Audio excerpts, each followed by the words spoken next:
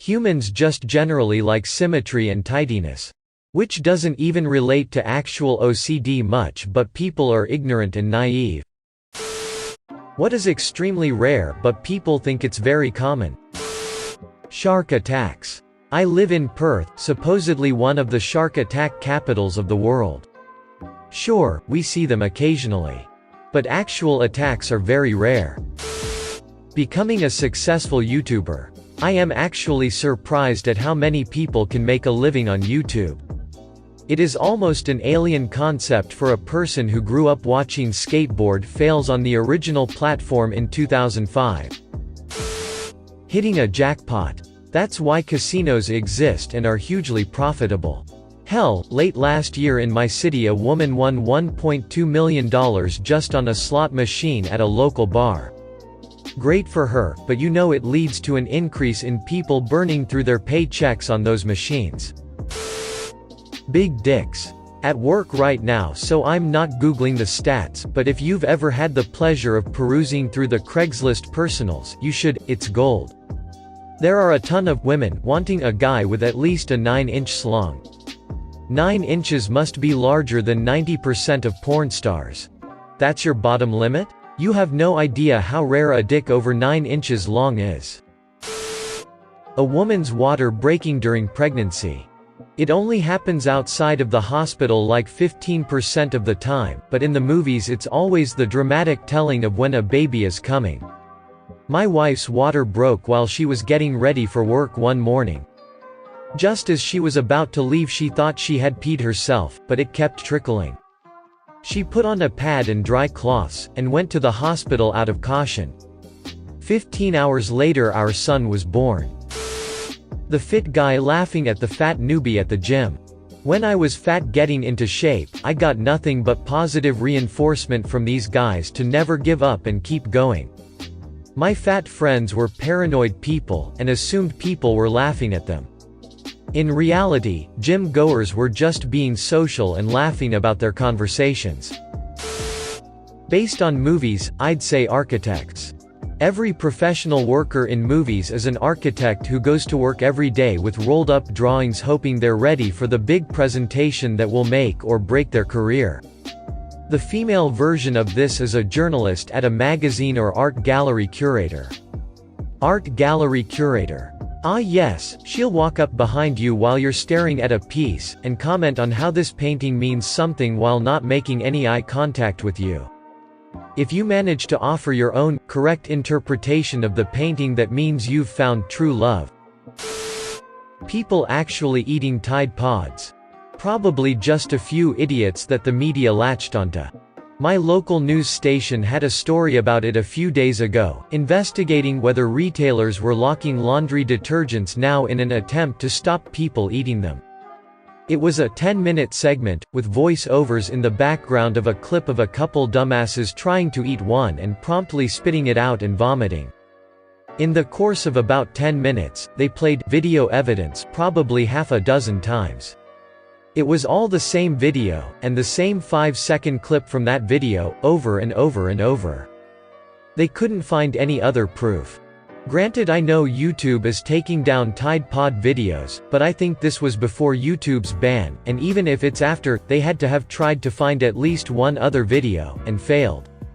Edit, Jesus Christ, yes, I know they're locked up in some stores for theft deterrence, not because of the challenge. I don't need 82 people replying to tell me so. Being in an airplane crash. It's 1 in a million, but a lot of people I know are still more scared to travel on a plane than in a car. Australian here. I know a guy so petrified of flying he elected to drive from the northernmost point of Australia to the southernmost point. Then drove his car onto a boat which shipped them to Tasmania, then all the way back again. All told, this was about a 10,000 kilometers trip. They had other stops up the east coast. I'm not an expert, but I figure weighing up the 10,000 kilometers through outback Australia combined with major cities on the way to the destination, and the risk of death or serious injury. I can only imagine it would be much, much higher than just flying for a few hours. Autistic people being geniuses or savants. I work as a behavior therapist for autistic children. Many people seem to think that autism means a child is only socially awkward but incredibly book smart. The huge majority of the clients I work with are far behind in cognitive development, which leads to them being far behind in education, and related areas like reading and basic math. Edit: I just wanted to add that I love my job and the clients I work with. I feel blessed to be able to work with them, and they amaze me every day, regardless of their level of intelligence and functioning. Edit 2, this is not to say that savants or highly intelligent, gifted people with autism don't exist. They do, and I have met them as well. Autism is a spectrum, so you will meet all types of people with it who are completely different. No single person with autism is exactly the same as any other. I was just pointing out that autistic geniuses are not as common as the media portrays. Burglary in the middle of the night. Burglary happens most often during the day, when nobody is home. No burglar wants to break in and try to sneak around your place while you're sleeping. His biggest concern is to evade detection. It makes more sense to work in the daytime. In all likelihood, that noise you heard outside was a car or raccoon or your imagination. Go to sleep. Pleading insanity to escape punishment for a crime. There was even a pretty so-so movie about it a while ago. In reality, it is very rare that insanity is used as a criminal defense strategy. Fewer than 1% of criminal cases in the US involve the insanity defense. Here's a source for your perusal if you're not the type to trust some guy on the internet. Even then, it is only successful in 1 out of 4 attempts, and that involves convincing a psychiatrist that you're insane, so don't hang your hat on it if you're thinking about killing someone. Epilepsy being, fall to the floor, spaz uncontrollably, froth and all that due to flashing lights. Epilepsy is recurring seizures, and there are lots and lots of seizure types, and often they aren't noticeable, even immediately so for the sufferer.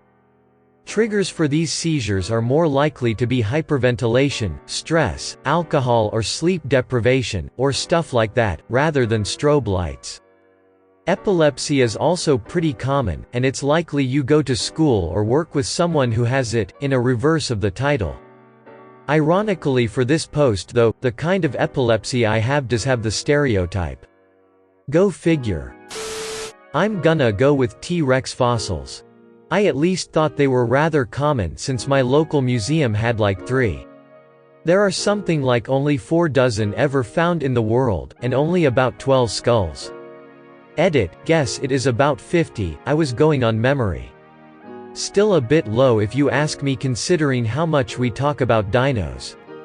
Edit 2, since everyone keeps thinking they are replicas or casts, it is the Natural History Museum in Los Angeles which has at least 3 T-Rex skulls. When I was little, I also didn't realize how lucky I was to have such a huge, and wonderful museum nearby.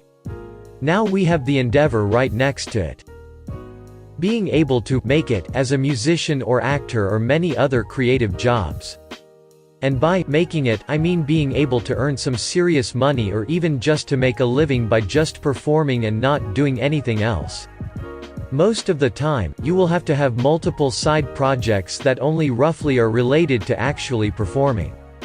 Or so I've heard. If there are people with personal experience in these fields, I'd love to read your comments. OCD, half the population act like they have it but only a small percent really do. Humans just generally like symmetry and tidiness. Which doesn't even relate to actual OCD much, but people are ignorant and naive. Edit, I have a minor case to where I would tap on things 4 times, and I took meds that helped with ADHD, but it would strengthen my OCD to where I'd get paranoid in an odd repetitive way, constantly checking things. Late edit, to the first edit bullet point, the ADHD medicine also made me have pretty much zero appetite, meaning I'd be so tired because I rarely ate, thus messing up my metabolism. As soon as I stopped taking my medicine I ended up gaining a lot of weight because I could finally eat properly in the first time in years. I am currently dedicating this year to lose weight and focus on my passions in spite of my stupid disorders. Astronomer here. Total solar eclipses. Hear me out, obviously, we know that they're not common at any given point on Earth, but you'll have about one a year somewhere on the planet, so it's not unreasonable to see one if you plan a little. But with that context, it turns out our moon is the only moon we know of that is the exact same size of the sun in our sky. Mars's moons, for example, are captured asteroids too puny to cover the sun's disk, and the further out you go the planet's moons are so big it more than covers the tiny size of the disk. So, with that, 100% of total solar eclipses where you actually get the sun obscured, and see the corona and all that jazz happens on Earth. And this effect won't happen forever either because the moon is moving away from us a few inches a year. In a few 100 million years no one will see total solar eclipses anymore. Like and subscribe, for more funny, interesting, and scary r/ask Reddit videos.